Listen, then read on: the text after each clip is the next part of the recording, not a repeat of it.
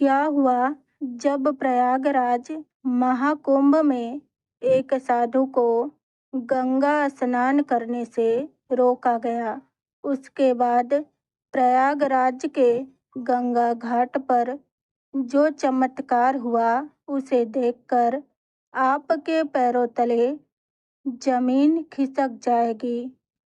महाकुंभ एक ऐसा पर्व जहां करोड़ों लोग अपनी आस्था और विश्वास के साथ पवित्र संगम में डुबकी लगाते हैं। यहाँ हर कोई अपने पापों को धोने और मोक्ष की प्राप्ति की कामना करने से आता है। गंगा, यमुना और सरस्वती के संगम पर लाखों श्रद्धालु स्नान कर रहे थे। तभी संगम तट पर एक अद्भुत अलौकिक घटना घटी, जहां पर एक साधु महाराज को गंगा नदी में स्नान करने से रोका गया।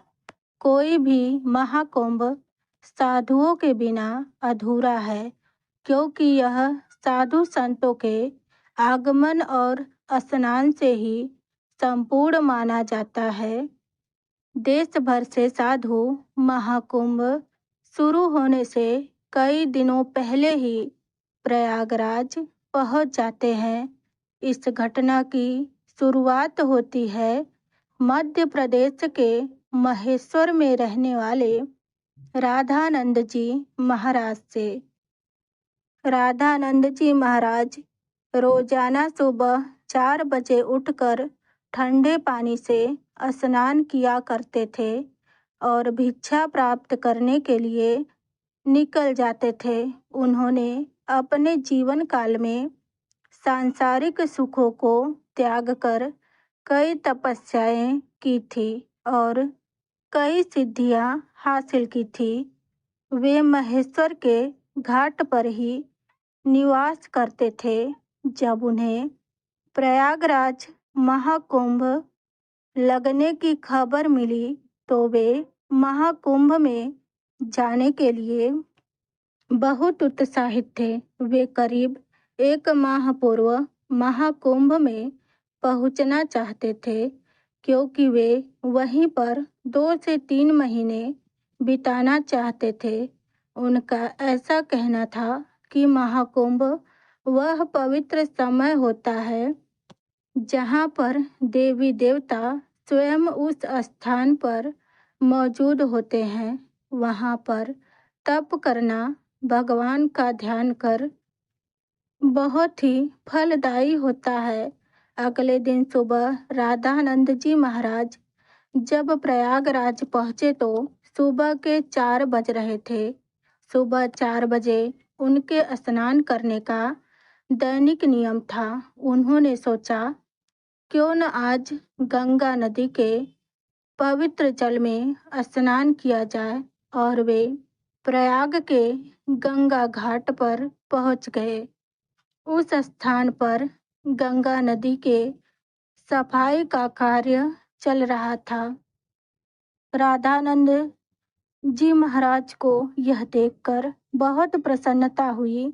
जब उन्होंने अपने कपड़े उतारे और गंगा में स्नान करने के लिए आगे बढ़े तो वहां पर खड़े कुछ नगर निगम के अधिकारियों ने उन्हें रोक दिया। उनका कहना था, आप अभी स्नान नहीं कर सकते, क्योंकि इस समय साफ सफाई का कार्य चल रहा है। प्रयागराज में रोजाना रात्रि के समय गंगा नदी में साफ सफाई का कार्य किया जाता है, ताकि दिन और शाम के समय श्रद्धालुओं को इस कारण कोई परेशानी ना हो।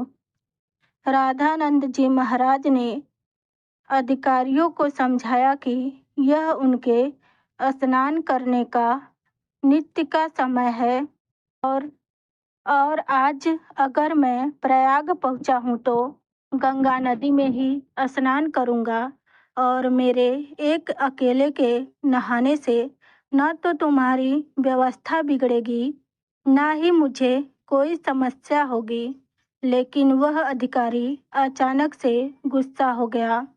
उन साधु महाराज से कहने लगा कि आपको इसी समय क्यों स्नान करना है?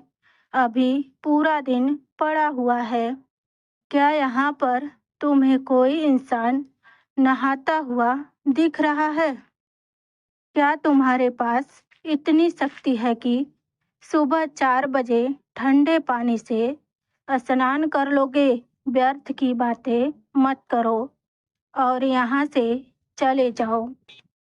अभी तक राधानंद जी महाराज बहुत ही धैर्य धारण किए हुए थे, लेकिन उस अधिकारी के अपशब्दों को सुनकर उन्हें दुख हुआ। उनका मानना था कि गंगा नदी पर किसी का अधिकार नहीं है। यह तो साक्षात भगवान शिव की जटाओं से निकलती है। सबको अपने पाप धोने का अधिकार है। उसके लिए कोई निश्चित समय नहीं हो सकता। लेकिन उस समय राधानंद जी महाराज उस अधिकारी से कुछ नहीं कहते हैं और सामने घाट पर ध्यान अवस्था में बैठ गए। सबको लग रहा था कि वे साधु महाराज मान गए हैं और पीछे हट गए हैं। जब पुनः गंगा नदी के अंदर साफ सफाई का कार्य शुरू किया गया तो अचानक से एक घटना घटी। वे सभी मशीनें शुरू होने का नाम ही नहीं ले रही थी। ऐसा लग रहा था मानो वह जाम हो गई हो। उनके अंदर बहुत सारा कचरा फंस गया हो। अधिकारियों ने मशीन की जांच की और सारा कचरा बाहर निकाला। सबको उम्मीद थी कि अब मशीन कार्य करना शुरू करेगी, लेकिन मशीन चालू नहीं हुई। सभी अधिकारी बहुत हैरान थे।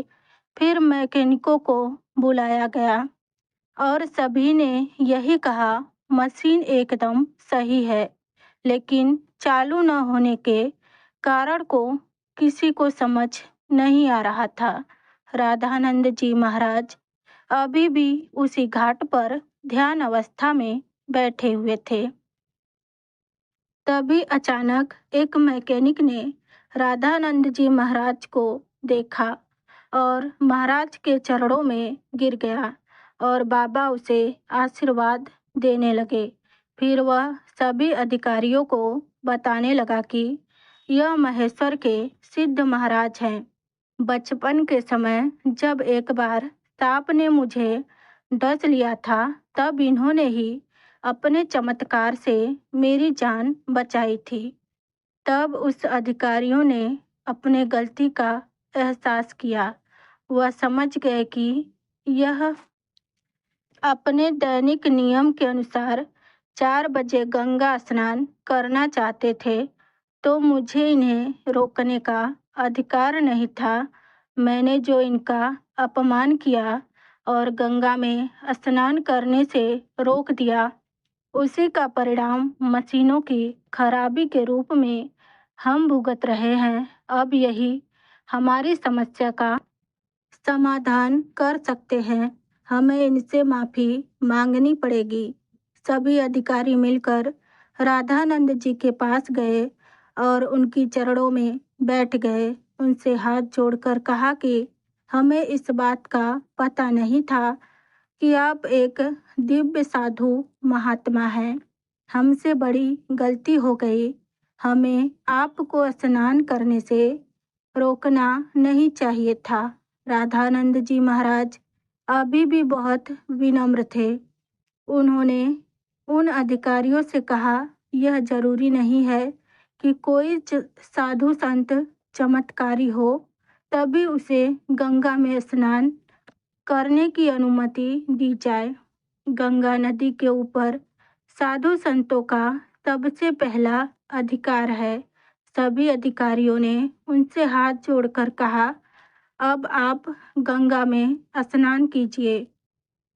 राधानंद जी महाराज समझ गए थे कि उन अधिकारियों का अहंकार नष्ट हो चुका है। उन्होंने कहा, तुम चिंता क्यों करते हो? अभी समय कहाँ बीता है।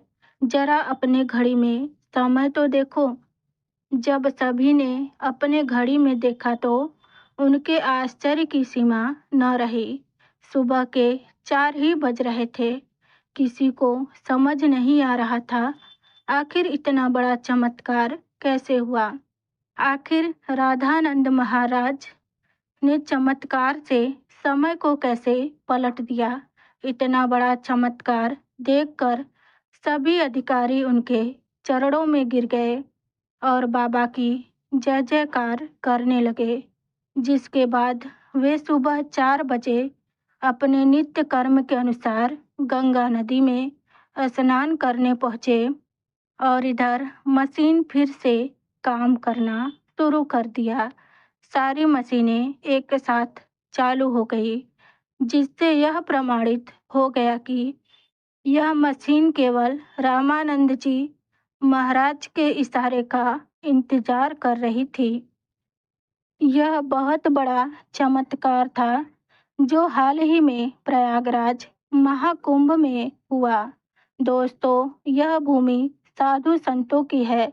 यहाँ पर साधु संतों का अपमान नहीं किया जा सकता। इस देश का हर संत इस देश के लिए जीता है और भक्तों को अध्यात्म के मार्ग से जोड़ता है।